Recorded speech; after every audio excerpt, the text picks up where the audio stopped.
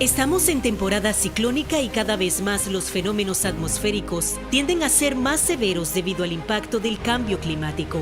Reserva alimentos no perecederos, agua embotellada y fuentes de energía como linternas y baterías adicionales. Mantente pendiente a las informaciones oficiales, anota los números de emergencia y ten preparado un botiquín. Lo más importante siempre es salvaguardar la vida.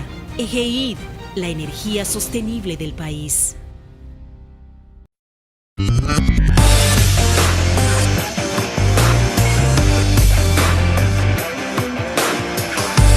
Saludos, muy buenos días desde la República Dominicana, señores. Aquí estamos. Hoy sí es verdad que el calor parece que va a llegar a uno de sus puntos más altos, o está en uno de sus puntos más altos.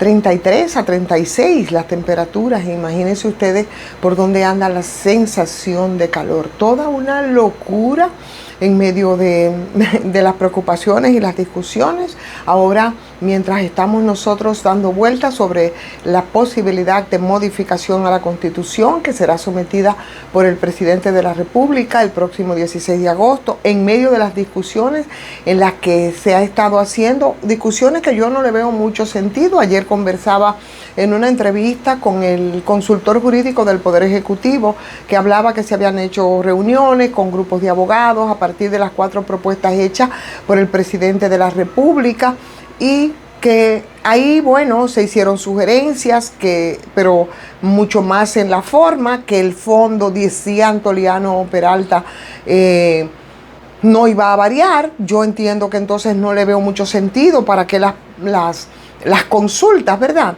En fin, estamos dando vuelta en todo eso. Mientras tanto, yo creo que uno de los puntos que parece que en términos de la gente y del interés no es el que más preocupa, a mí sí me preocupa mucho, y tiene que ver con el Congreso Nacional, aquí el presidente de la República, y ahí yo creo que sí debe irse y profundizarse con el tema del fondo.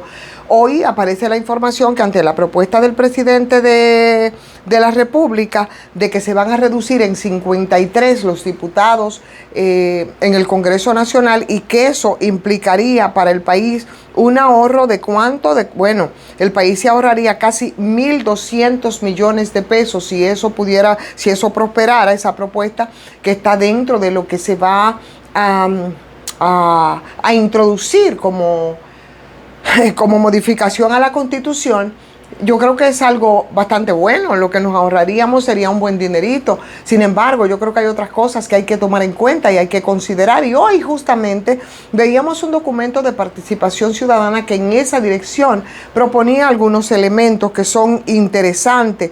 La respuesta de la reforma, yo creo que cuando se trata del caso de los diputados de ir al fondo, o del Congreso en sentido general, debería de incorporar algunos elementos que para nosotros han sido muy, muy perturbadores. Y cuando digo para nosotros, me estoy refiriendo a los ciudadanos que en medio de la cualquierización de los proponentes al Congreso Nacional nos han llevado cualquier esperpento o cualquier delincuente a ocupar curules. Y bueno, no es algo que yo me estoy inventando, es algo que lo hemos visto porque tenemos diputados que en estos momentos están siendo procesados a nivel de la justicia dominicana y por supuesto también en el exterior. Entonces, si bien es cierto que reducir el número de diputados de 190 a 137 legisladores, según las cuentas que se han hecho y según la propuesta del presidente de la República, eso nos implicaría cerca de 1.200 millones de pesos en caso de que prospere. No es menos cierto que hay elementos que nosotros tenemos que considerar, porque yo estoy segura que dentro de esas cuentas no se está hablando ni se está incorporando los incentivos, los barrilitos, los cofrecitos, todas las preferencias, esos seguros internacionales que se le otorga a los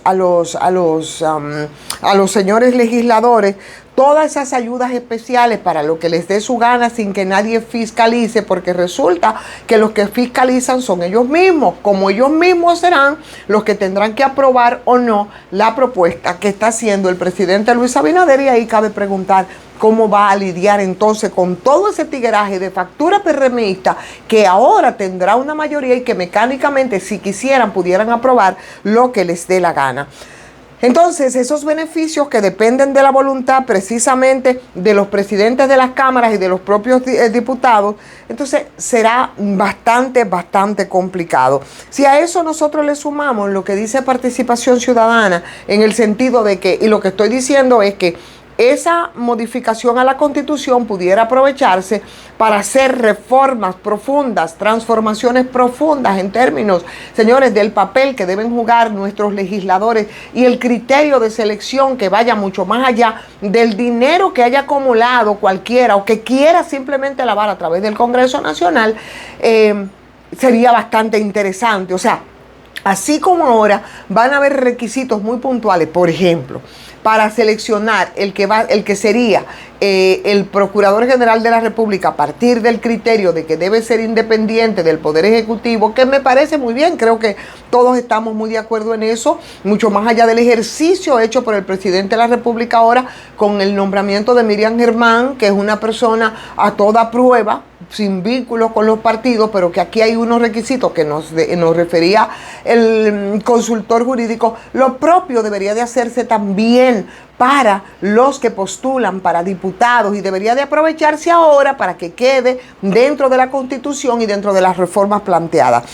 Participación Ciudadana, por ejemplo, proponía que dentro de esa reforma de la Constitución, como propuesta al presidente Luis Abinader, debía de retirar el país, o sea, República Dominicana, del Parlamento Centroamericano, del Parlacén, porque consideran con mucha razón que ese es un foro político que es inoperante, que es clientelista y que además es un generador de impunidad, que es lo que pasa con los expresidentes que van por default al Parlacén y por supuesto ahí, en caso de que tengan que dar explicaciones, bueno, pues gozan de total impunidad. El Parlacén, que no es tocado en la propuesta de la modificación y que debe ser retirado porque, señores, son 20 diputados y eso es con recursos que están ahí que se manejan. Eso es un gasto del que yo no entiendo cuál es el resultado que tenemos, porque cuál es el sentido y qué es lo que se aporta desde el Parlacén.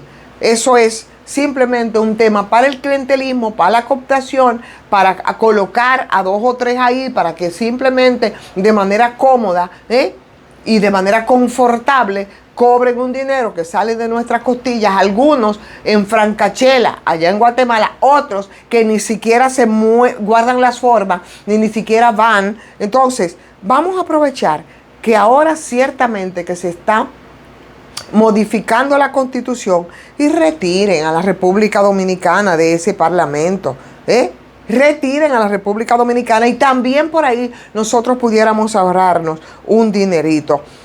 Otro tema que es un tema también del momento y que como todo aquí, tú sabes, parece que va a pasar así, yo no sé, sin pena ni gloria, pero que a mí me sigue preocupando y me preocupa muchísimo, es el hallazgo de esa embarcación. Y me preocupa mucho porque no todos los días tú te encuentras una embarcación que aparece como en este caso, con 14 cadáveres. Pudieron haber sido más, pudieron haber sido menos. Y yo me quiero montar en el artículo que publica hoy Benjamín Morales en el periódico Diario Libre, y quiero además aprovechar para invitarles a ustedes a que lo lean, sobre todo por el tema de las dudas que nosotros tenemos que tener respecto a este caso, en esta embarcación donde aparecen 14 esqueletos que se creen procedían de África, que llegaron en un barco muertos, una especie de yola, pero que no es la yola que usualmente se utiliza para los viajes ilegales, una yola de 40 pies de eslora es lo que se ha determinado, con un trayecto que definitivamente no es lo usual. Entonces, han dicho ellos que hay pistas concretas de que se podía tratar de uno de esos viajes ilegales que se dan a diario, que se dan desde las costas, del noroeste de África hacia las Islas Canarias. Yo no entiendo entonces por qué eso vino a aparecer aquí a República Dominicana, pero ya que apareció aquí, señores, parece que nosotros nunca vamos a saber qué es lo que pasó y nos van a quedar revoloteando muchas preguntas en la cabeza que aparentemente no podrían tener respuesta. ¿Qué fue lo que pasó? ¿Por qué esa yola vino a parar aquí a República Dominicana? Porque perdieron quizás ellos el norte, el curso, iban para otro lado, eran grupos ilegales, los atrapó alguna tormenta en alta mar, de esas que se forman, que sabemos que se forman, que son las que normalmente nos impactan aquí en la República Dominicana. Quizás que hubo un proceso de intoxicación donde todos los que iban a bordo de esa yola terminaron muertos. Hubo alguien que simplemente, como dice Benjamín, se volvió loco y asesinó a todo el mundo y entonces también se suicidó. ¿Quién era que iba piloteando o quién iba conduciendo a esta yola? ¿Los mató a alguien y los dejó a la deriva? ¿Eran más de 14 o quizás eran más o quizás otros los tiraron en alta mar o los tiraron algunos por la borda o se comieron los cadáveres? Señores, son muchas las preguntas las que habría que hacerse, porque al final, ahí tú te encontraste entonces un grupo de celulares. ¿Cómo aparecen esos celulares? Los celulares encontrados ahí en esa yola.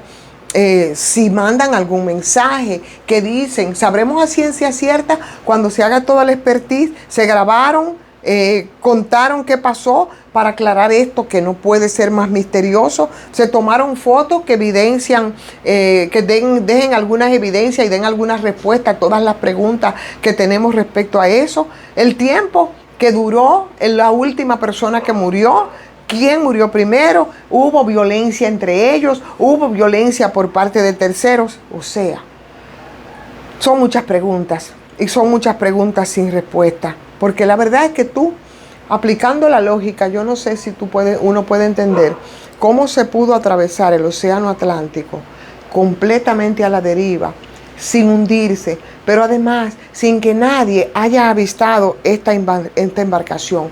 ¿Cuántos días se mantuvo entonces en el agua?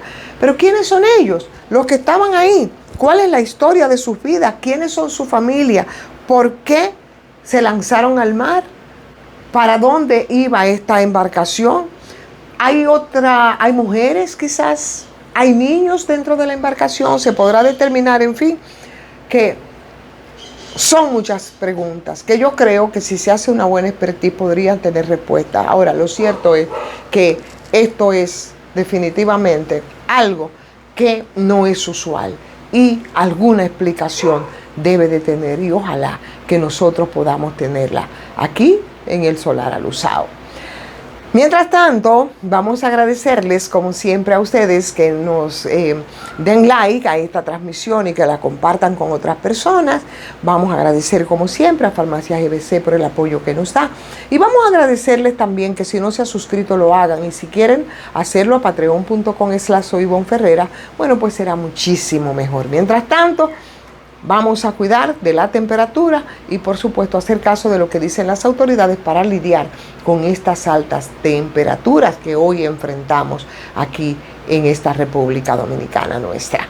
Hasta mañana.